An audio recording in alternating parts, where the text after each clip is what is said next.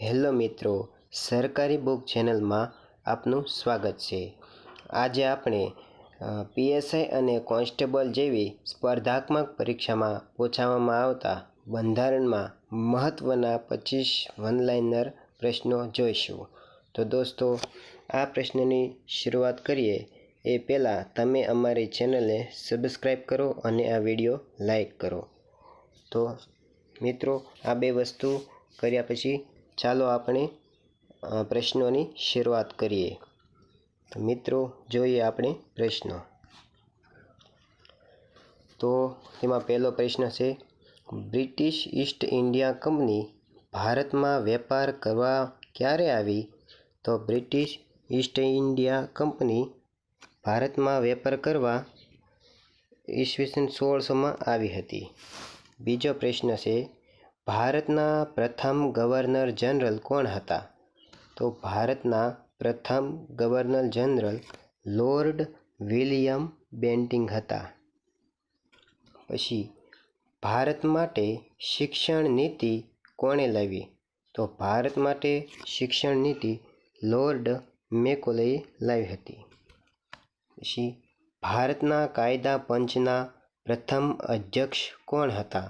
તો ભારતના કાયદા પંચના પ્રથમ અધ્યક્ષ લોર્ડ મેકોલે હતા। સૌપ્રથમ બંધારણ સભા બનાવવાનો વિચાર કોણે કર્યો? તો સૌપ્રથમ બંધારણ સભા બનાવવાનો વિચાર એમ.એન. રોયે કર્યો હતો। તો આગળના પ્રશ્ન જોઈએ મિત્રો। બ્રિટિશ બંધારણ સભાના મહિલા અધ્યક્ષ કોણ હતા? તો બ્રિટિશ બંધારણ સભાના જે મહિલા અધ્યક્ષ છે એ હંસાબેન મહેતા હતા। તો ભારત પાકિસ્તાનના ભાગલા માટે કઈ યોજના લાવવામાં આવી હતી? તો સાતમો પ્રશ્ન છે, ભારત પાકિસ્તાનના ભાગલા માટે કઈ યોજના અમલમાં લાવવામાં આવી હતી?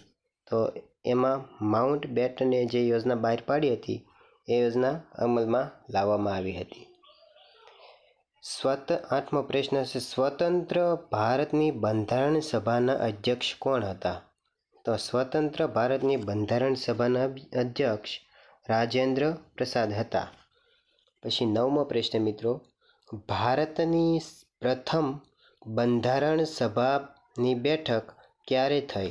તો ભારતની પ્રથમ બંધારણ સભાની બેઠક 9 ડિસેમ્બર 1947ના રોજ થઈ હતી। પછી આગળનો 10મો પ્રશ્ન, બંધારણ આમુખનો સ્વીકાર ક્યારે થયો? એટલે કે બંધારણમાં જે આમુખ છે એનો સ્વીકાર ક્યારે થયો? તો બંધારણના આમુખનો સ્વીકાર 22 જાન્યુઆરી 1947ના રોજ થયો હતો। 11મો પ્રશ્ન જોઈશું મિત્રો। તો 11મા પ્રશ્નમાં કયા દિવસને કાયદા દિવસ તરીકે ઓળખવામાં આવે છે? તો 26 નવેમ્બર 1949ના દિવસને કાયદા દિવસ તરીકે ઓળખવામાં આવે છે। 12મો પ્રશ્ન, કયા દિવસે રાષ્ટ્રગીત અને રાષ્ટ્રગાનનો સ્વીકાર થયો હતો? તો 24 જાન્યુઆરી 1950ના રોજ રાષ્ટ્રગીત અને રાષ્ટ્રગાનનો સ્વીકાર થયો હતો। કયા દિવસે ભારતીય બંધારણના અમલની શરૂઆત કરવામાં આવી હતી? તો 26 જાન્યુઆરી 1950ના દિવસે ભારતીય બંધારણના અમલની શરૂઆત કરવામાં આવી હતી। 14મો પ્રશ્ન છે, બંધારણ સભાના સલાહકાર સમિતિના અધ્યક્ષ કોણ હતા? તો બંધારણ સભાના સલાહકાર સમિતિના અધ્યક્ષ સરદાર પટેલ હતા। ઝંડા સમિતિના અધ્યક્ષ કોણ હતા? તો ઝંડા સમિતિના અધ્યક્ષ જે.બી. કૃપલાણી હતા। આગળનો પ્રશ્ન મિત્ર, ખરડા સમિતિના અધ્યક્ષ કોણ હતા? તો ખરડા સમિતિના અધ્યક્ષ ડૉક્ટર બાબા સાહેબ આંબેડકર હતા। ડૉક્ટર બાબા સાહેબ આંબેડકર।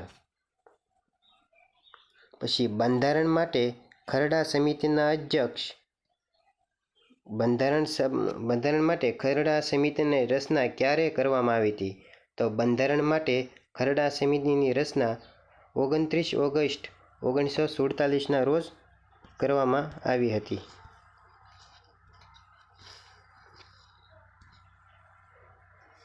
પછી ખરડા સમિતિના એકમાત્ર ગુજરાતી સભ્ય તરીકે કોણ હતા? તો ખરડા સમિતિના એકમાત્ર ગુજરાતી સભ્ય તરીકે કનૈયાલાલ મુનશી હતા. ભારતનું બંધારણ બનાવવામાં કેટલો સમય લાગ્યો હતો? તો ભારતનું બંધારણ બનાવવામાં 2 વર્ષ 11 મહિના અને 18 દિવસનો સમય લાગ્યો હતો. ભારતનું બંધારણ બનાવવામાં કેટલો ખર્ચ થયો હતો? તો ભારતનું બંધારણ બનાવવામાં 66 લાખનો ખર્ચ થયો હતો.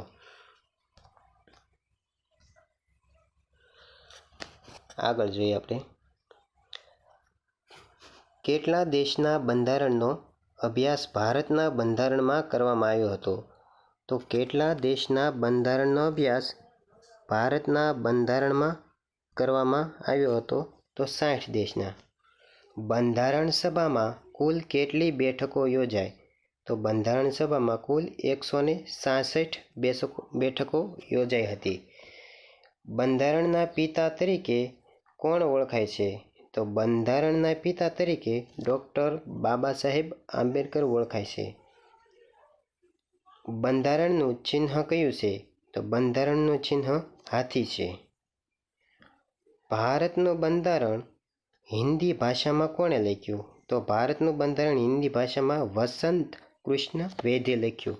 તો મિત્રો, જો આ પ્રશ્ન તમને સારા અને યોગ્ય લાગ્યા હોય તો અમારી ચેનલને સબસ્ક્રાઈબ કરો અને આગળના આવા નવા વિડીયો મળતા રહે એ માટે વિડીયો લાઈક કરો.